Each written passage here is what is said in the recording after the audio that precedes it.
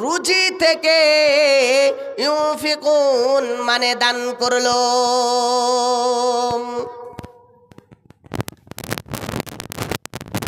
আল্লাহ তাবারাক ওয়া তাআলা তিনি বলছেন যে গভীর রাত্রিতে বিছানাকে ছেড়ে ভয় এবং আশার মাধ্যমে আমাকে আল্লাহকে ডাকলো এবং আল্লাহর রাস্তায় দান করলো।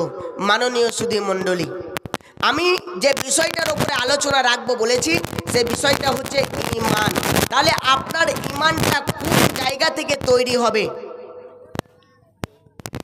তিনটা, কথাটা ভালো করে শোনেন, তিনটা হারাম জিনিস দিয়ে একটা হালাল জিনিস তৈরি হয়।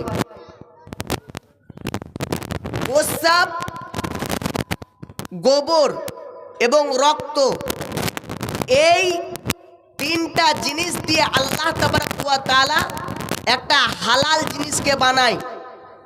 গোবর বোঝেন? গোবর কি? গরুর পায়খানা। গোবর গরুর পায়খানা।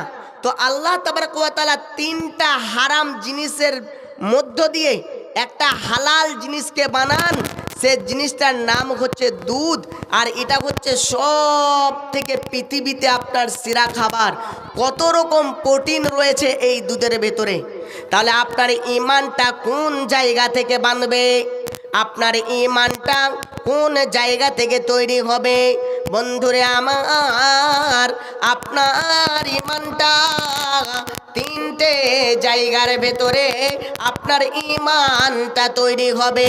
রিয়া, তাকাব্বুর আর অহংকারের ভেতর দিয়ে দুধের মতো সাদা ঈমানটাকে বাঁচিয়ে রাখতে হবে। এনেছি ঈমান, হয়েছি মুসলমান, অন্তর ভরেছি গো তাওহীদের কালিমায়।